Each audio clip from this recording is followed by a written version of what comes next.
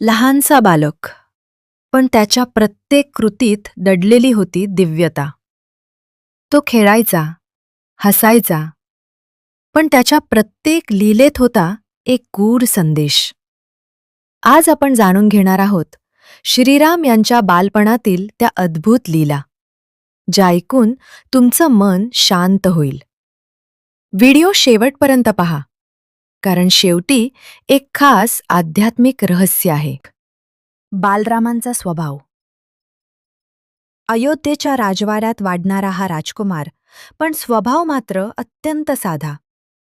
श्रीराम लहानपणापासूनच शांत, विनम्र आणि आज्ञाधारक होते. ते कधीही हट्ट करत नसत, आईवडिलांचा मान राखत. आई कौसल्या त्यांना प्रेमाने वाढवत होत्या.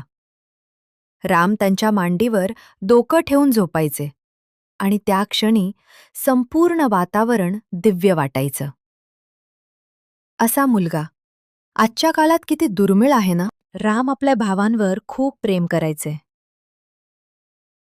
विशेषतः लक्ष्मण तर त्यांच्याशिवाय राहूच शकत नव्हता. दोघेही एकत्र खेळायचे, खायचे, झोपायचे. लक्ष्मण नेहमी रामांच्या मागेच असायचा, जणू सावलीच. भरत आणि शत्रुघ्नही त्यांच्याबरोबर आनंदाने खेळायचे. खेळातील लीला. राम सामान्य मुलांसारखे खेळायचे, पण त्यांच्या खेळातही काहीतरी वेगळं होतं. ते मातीमध्ये खेळायचे, पण त्यांच्या स्पर्शानं ती मातीही पवित्र व्हायची. कधी धनुष्यबाणाचा खेळ, कधी मित्रांसोबत धावपळ, पण कधीही अहंकार नाही, नेहमी साधेपणा.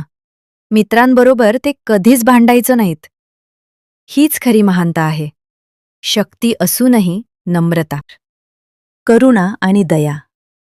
लहानपणापासूनच रामांच्या मनात अपार करुणा होती. एकदा त्यांनी एक जखमी पक्षी पाहिला. ते ताबडतोब त्याला उचलून त्याची सेवा करू लागले. त्यांच्या डोळ्यातून अश्रू आले. कधीकधी रामांच्या कृतीतून त्यांची दिव्यता स्पष्ट दिसायची. त्यांच्या आसपास एक वेगळाच तेज असायचा. लोक म्हणायचे, हा बालक सामान्य नाही. देवही त्यांच्या दर्शनासाठी उत्सुक होते. गुरुकुल पूर्व संस्कार. गुरुकुलात जाण्यापूर्वीच रामांना उत्तम संस्कार मिळाले होते. आई वडील आणि गुरुजनांचा आदर, सत्य बोलणे, शिस्त पाळणे. ते प्रत्येक मोठ्याला नमस्कार करायचे. त्यांच्या चेहऱ्यावर नेहमी शांत स्मित असायचं. संस्कार हेच खरं धन आहे. श्रीरामांचे बालपण आपल्याला शिकवते प्रेम, करुणा, नम्रता आणि संस्कार.